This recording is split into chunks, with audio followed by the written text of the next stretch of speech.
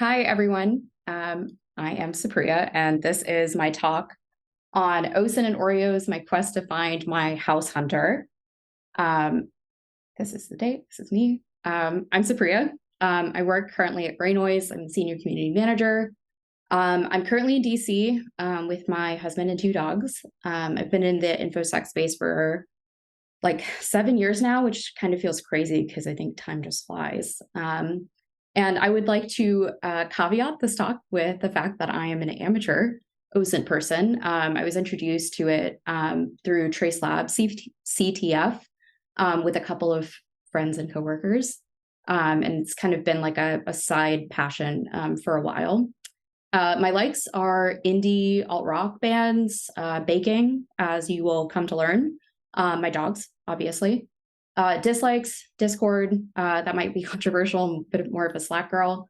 Long car rides, and my dogs when they pick up their squeakiest toy, which they will not do because they are currently at the PARK. So this whole kind of thing, it's about a story, and it starts with a phone call, or really actually 6 phone calls, which I will play for you now. Hi, this is Jen. I'm not sure if I have the right number, but I'm looking to buy another house in your neighborhood within the next couple of weeks, possibly even this week. I pay cash and close whenever you would like. It will also be an as-is purchase, so you won't have to worry about any repairs, inspections, or any realtor fees or commissions. Again, if I have the wrong number, I do apologize, and there's no need to give me a call back. However, if you are interested in receiving a cash offer, please call me back. I look forward to hearing from you soon, and have a great day. So if that sounds choppy, it's because it is. It's actually a robocall, and I received about 6 to 7 more like it, kind of within the span of like a few months. And I mentioned some of this information about me earlier to help set the stage. I live in DC. I don't live in Texas, though that's where I'm from. And if you know anything about the real estate market, it's that it's very hard to own a home. So I'm not a homeowner, actually. I own no properties. So it's very strange that I received this phone call in the first place, let alone several more like it. And the other thing is, right, I'm in DC, not in Texas, but I have had the same phone number since I was a wee babe, and I have not changed it in the last 20 plus years. So a little bit more information there. Beyond the calls, I receive text messages too. So we can see this is a screenshot that says, hi, we're interested in this house. It fits what my group wants in Garland. Garland, Texas is a suburb outside of Dallas. Ever ask yourself what you could get for it? This person with Alpha Real Estate. We're not agents. We're a direct company looking in the area. I figured I'd follow up on my text to see if I can come up with a number for this property. It's at the top of my list. Again, another text message. Hi, I was driving by your place this morning. What terms would make you let go of it? So again, I do not own this property. This is not me, but I'm very interested as to how and why I'm receiving this information. So I've kind of gleamed a little bit so far, right? There's a name here. And as you'll see, I've tried to blur out as much information as possible because I don't think it's really cool if, since I'm not the house owner, to display any of the house owner's information. So I've tried to redact as much as possible. So there's a person, I'm going to call him Charlie for this talk. Charlie owns a house on Ridgestone Drive in Garland, Texas, and several people are interested in it. That still remains to be seen. So what can I find out about Charlie? Obviously, the first thing that I'm going to do is Google. It is absolutely terrifying how much PII is available on Google if you just type even a first name and an address. I was able to come up with this white pages entry, which gave me not only the address, but 4 potential family members, that could be children, spouses, etc., linked to this house. Again, I've tried to blur as much information as possible, still a ton of information out here and available. And as you can see, there are some phone numbers that are linked to it, which I have not blurred out, including mine. My phone number is somehow tied to this person's white page information.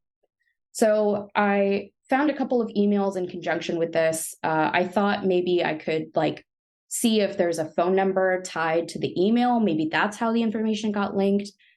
I have no real experience with white pages, so I'm sure there are some OSINT professionals here that I'd love to know more information from, and can definitely hit me up after this talk. But my first idea to pivot was email, phone number, probably linked. Maybe they are in a how I've been pwned record. So that was my next step to kind of take and put in all the emails. First two, no dice. I wish I was so lucky. No pwnage found, which is pretty cool. And then finally, the last email I got a hit on. It was in the River City media spam list, and it looked like the compromised data included email address, IP address, name, physical address. Strangely enough, not phone numbers. I did go a little deeper into the leak itself, and just a massive shout out, obviously, to Have I Been Pwned, and Troy Hunt and the entire team that does some of this investigative reporting and putting these reports together, which is just really cool. But unfortunately, my person, Charlie's information wasn't there. My phone number wasn't linked to it. So what else can I find, right? So this is my phone number, just putting a ton of PII out there of mine. But I don't care, you can call me, that's fine. I will probably ignore your call.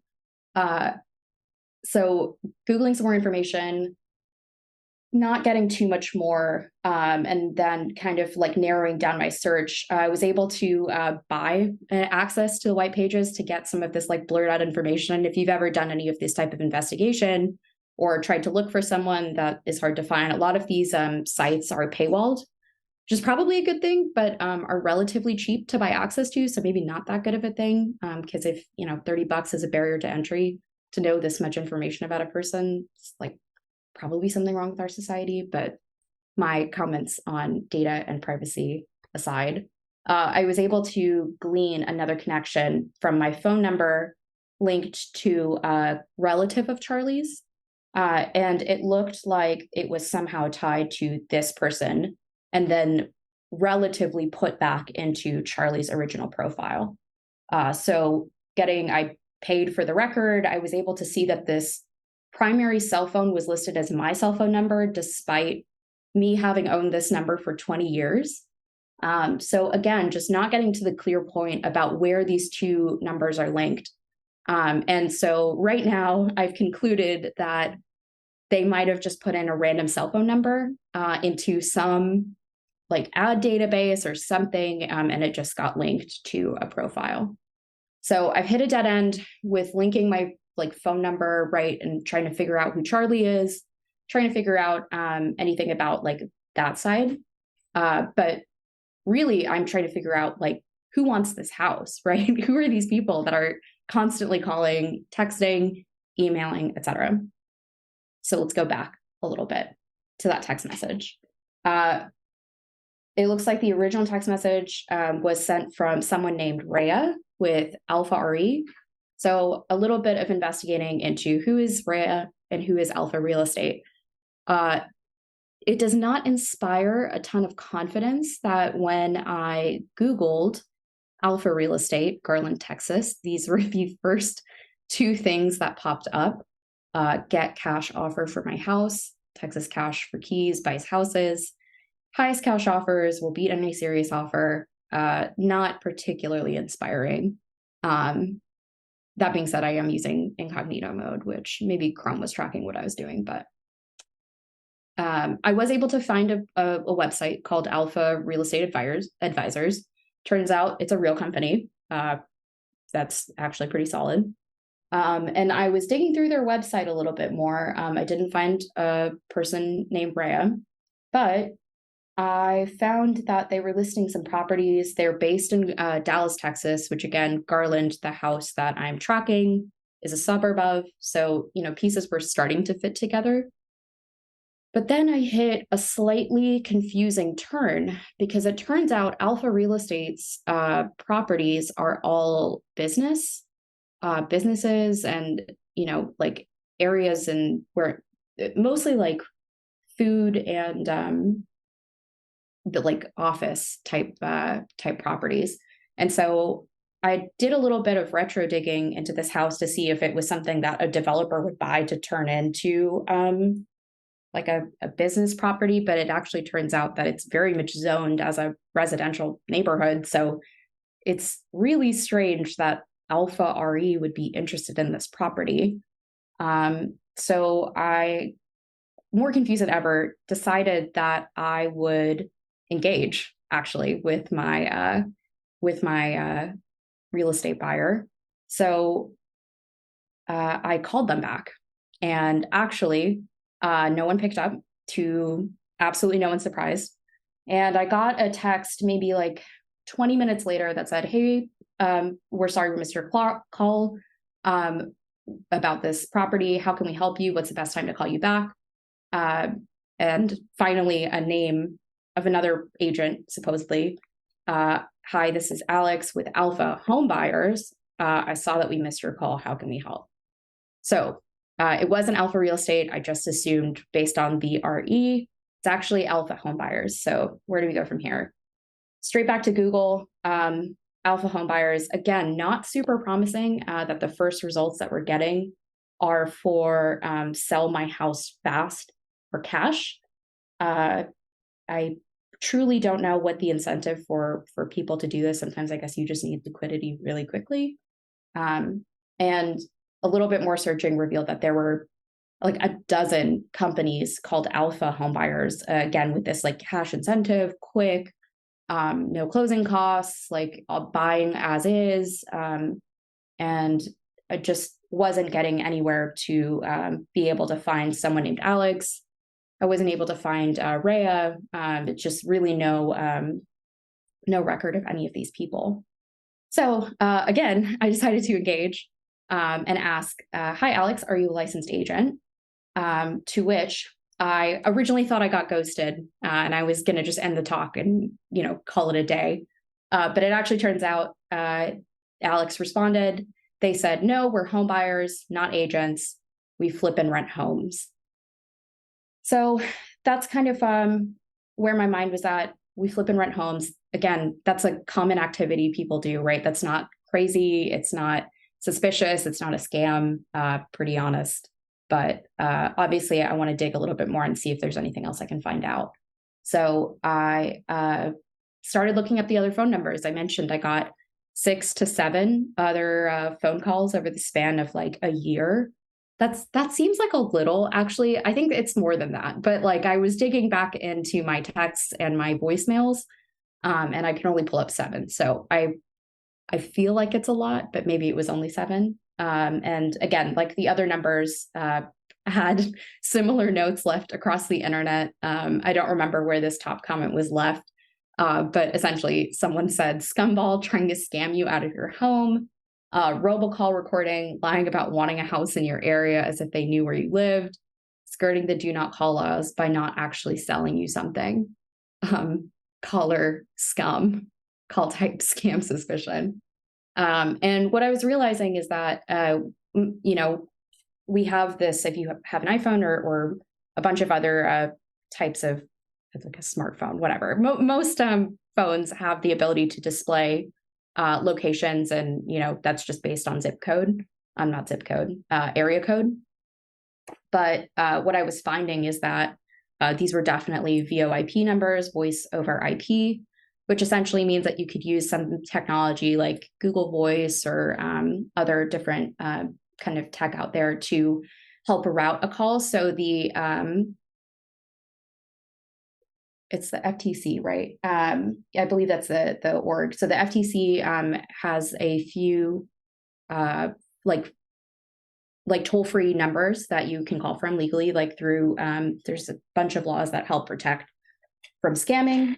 So like 888 is a really good example of that type of toll-free number, but most human beings know not to pick up or engage or call back toll-free numbers because they're more often than not businesses or callers trying to sell you something, trying to, in this case, buy something from you. So to make them appear more legitimate, they are trying to use or take advantage of VoIP technology to help spoof. I don't know if spoofing is the right word because it is legitimate, but appear with a area code that is more local to you. So in my case, I am originally from Texas. I have a San Antonio area code. And so all of my texts and calls were from areas that were local to my area code, which makes me more likely to engage, right?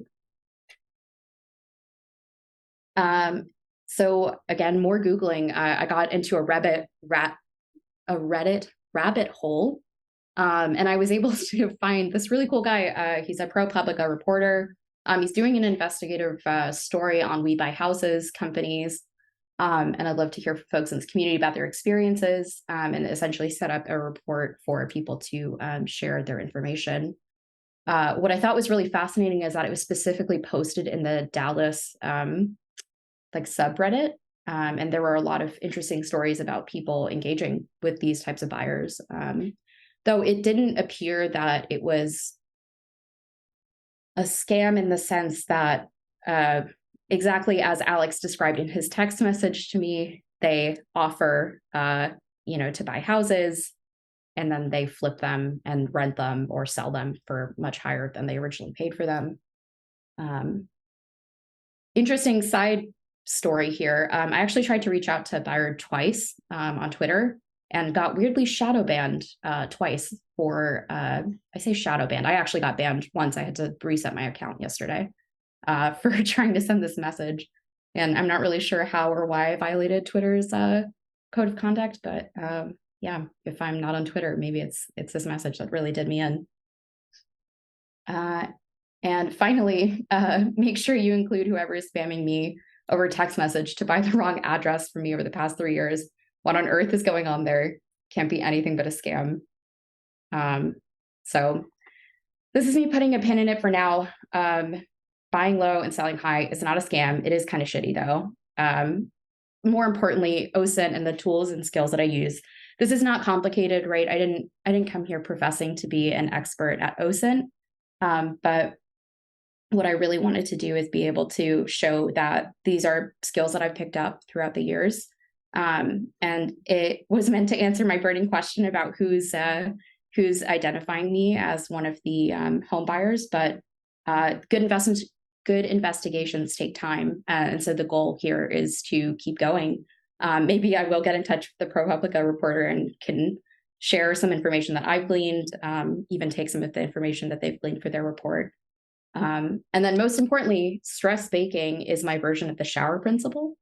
If you have not heard of the shower principle, I don't know where it originates, but I learned about it through my favorite TV show, which is 30 Rock, which is that when your mind is occupied, when you're doing something else, you often think about the best, like things, or you're like, oh, I didn't think of this. Oh, I should go after, this thing, and pursue things further. So I will get into the baking half of my talk in a second, but I would love to stop and hear any questions that you might have, or comments, or things that I should chase after next.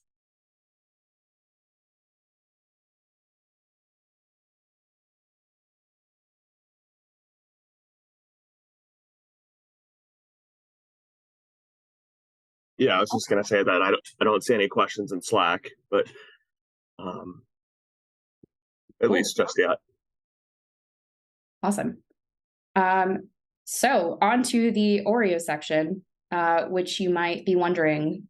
Oh, sorry. Actually, I do want to put a quick plug in. So this whole thing was inspired by a podcast I listened to about a year ago on a road trip. It's called Scums XLS. I forget the name of the person that kind of went through dare I call it similar experience, but this man went through basically someone found a student loan that this person had taken out like maybe 10, 15 years ago. They paid it off, but somehow this information that they had a loan in the first place changed hands like a dozen times and went to basically debt collectors is probably the best way to describe them. But this is the story of how he chased down people with PII of his that was like incorrect over the span of like, I don't know, something like crazy, like 5 years. And it was like all consuming, but it's a really great kind of exercise again in OSINT and like just really good investigative skills by a guy who's, I don't know, I think he was an accountant or something, but it's a really great podcast. And it's kind of what made me think about this in the first place. Actually, Supriya, before you pivot, there Yeah. is one question in the Slack. Sure. I'm hoping you can answer. It's from Dio9sis. I hope I'm pronouncing that correctly. They're asking, have you done this with any other scam calls or emails? Or this is that's a great question. Did you get inspired by this only? Yeah, that's a great question. Hey, Bree. So I have done this a few other times for family members. I'm not in a talk capacity, but more like, other people in my life were dealing with something similar. And other times, like, cases of identity theft or trying to pursue them like more aggressively. So have gotten to put my skills to work for that in a slightly more fruitful fashion, with the results ending up in being able to file reports, which is pretty cool. But this is my casual and slightly disappointing, but there are lessons in everything kind of talk. Well, thanks. And hopefully you are able to get to the bottom of this at some point. But, that would be really cool. One of my theories, I can keep talking about conspiracy theories while I'm here, but part of the way that the Reddit thread was leaning, and I think everyone can be an armchair investigator, but it takes actual like evidence and proof, and that's why I won't present it in a formal fashion, but would love to get to the bottom of it, is that they are targeting people over a certain age, because they think it's just less likely that they'll look up the value of their property, and that they've owned it for so long that any offer above what they paid for it is like something that they're more willing to part ways with. But there's just no evidence that there is a subsect of people that they're targeting, because right now I only have data for myself. I don't know anyone else, obviously the Reddit thread, but I don't know anyone else that's been contacted. And if they meet that criteria. So I'm really excited to actually get in contact with the ProPublica reporter. I seriously doubt you're at this conference, but if you ever see this video, I would love to talk, because that is part of my theory, is that it's possibly elder abuse. I don't know if that counts as elder abuse. That's actually really wrong. Definitely ageism though. Cool. So onto the Oreos portion. You might be wondering, why Oreos? And the first reason is because it rhymed. And the second reason is that I often like to take on weekend baking challenges. This probably started it was before COVID, but like really kind of amped up during COVID. Of course, like a lot of people during the pandemic, got really into baking and cooking in general. I'm very fortunate. My brother-in-law is actually a chef. And so he lived with us during the pandemic. And so, for a while he was out of work, we got to work and test different recipes together. And he would show, us his knife skills and all sorts of really cool techniques that he'd learned from his pastry chef, etc. So Oreos are something I've never made before. So I figured I would try to make and recreate America's favorite cookie. I think that's the tagline. Nabisco, please don't come for me. And I figured I would show you the result. And I was mentioning in the green room, this was going to be a live baking demonstration, but if you've ever seen the SNL skit with Julia Child, that's kind of what I was, envisioning that it might end up as. So you're just getting a wonderful video with my narration, and then you'll get the movie magic where I'll pull the thing out at the end. I think that's really the vibe.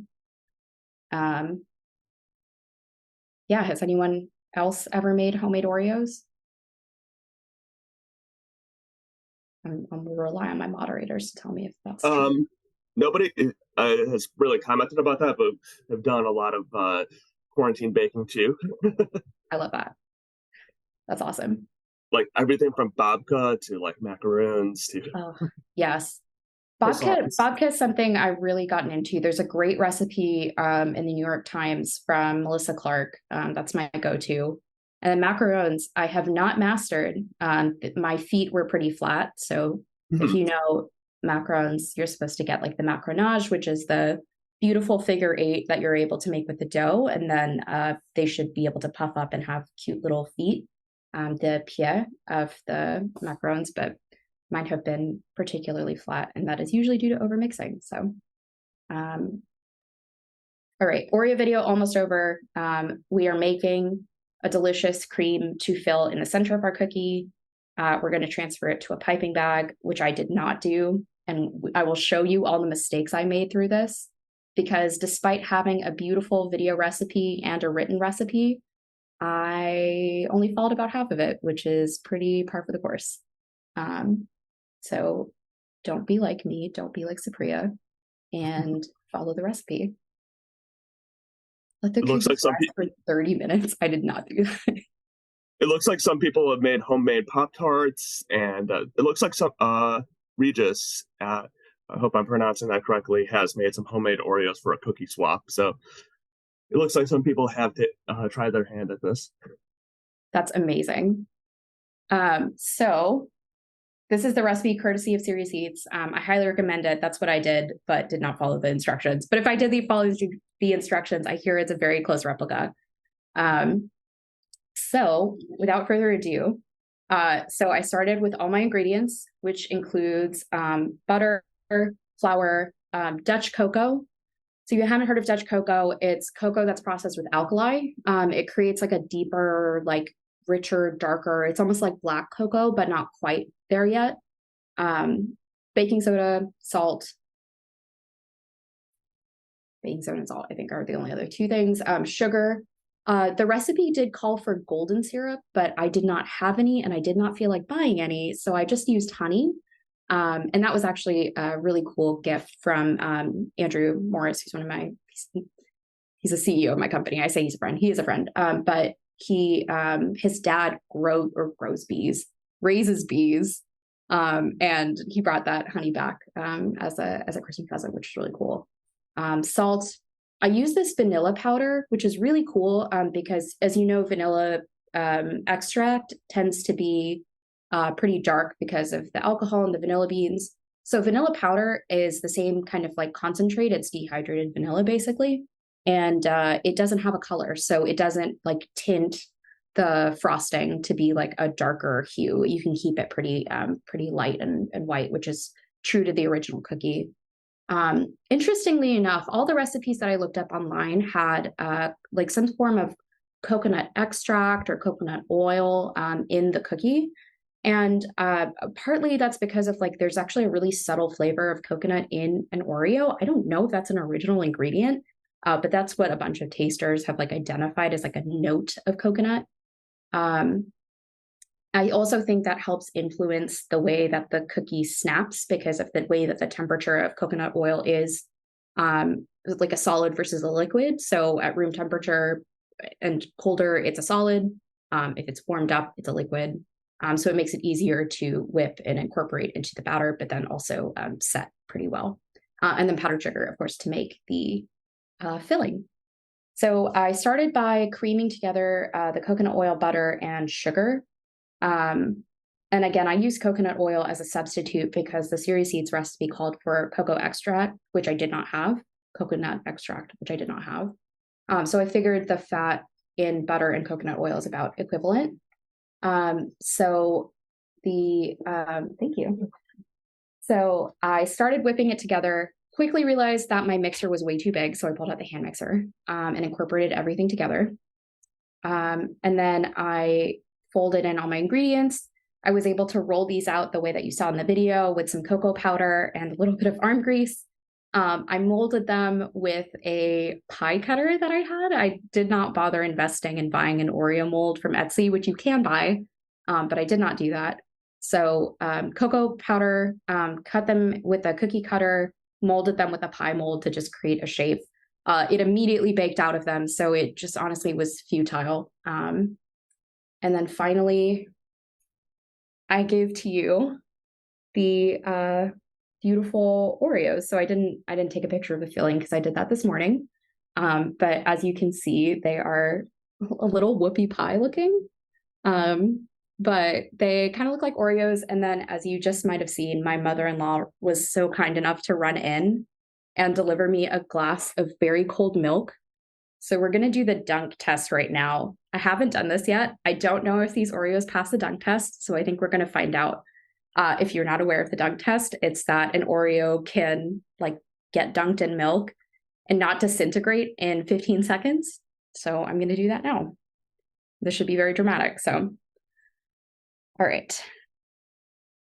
1, 2, 3, 4, 5, 6, 7, 8, 9, 10, 11, 12, 13, 14, 15.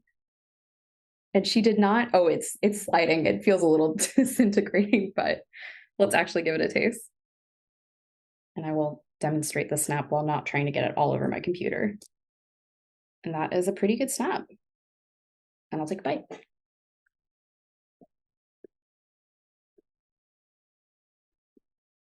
It more or less tastes like an Oreo. I'm actually really impressed. That was pretty cool. I really think the coconut oil really contributes to it and will help with that snap of the cookie.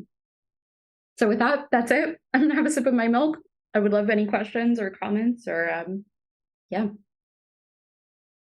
Yeah, cool. That was really cool, and thanks for sharing that with us. I'm gonna keep an eye out for any questions in the Slack channel for Track 2. But yeah, okay, your comment about like elder fraud and things like that.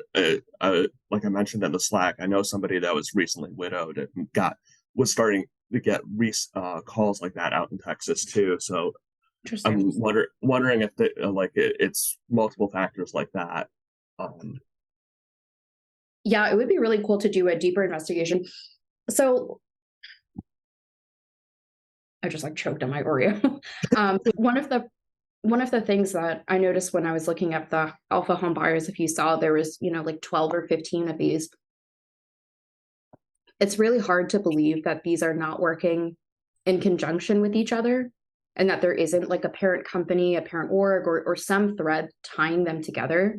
And so I think one that would help shed some light on the fact if there is any strategy behind this, or if it's truly random and people are just targeting houses. I think that's where I'm going to try and go next with the investigation. It's like, what is the commonality and like, why are there so many of the same types of companies? Is it actually a really lucrative business?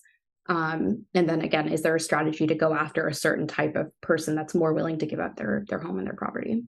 Yeah, I'm wondering if there's like public records type stuff, like or like if there's like liens and things like that associated with it. Yeah, that would be really interesting. And part of the reason I asked, I didn't talk about it, but part of the reason I asked if they were a licensed real estate person is because you can look up licenses, right? Like it's another form of credential, right, to help validate an org. But obviously, you don't need a credential to buy a house and flip it. You can just do that. But obviously, there are tax implications if you do it with a business versus like as a person. So I think, yeah, the next thing would be to go start digging through business records of LLCs. Cool. Awesome. That's all I've got.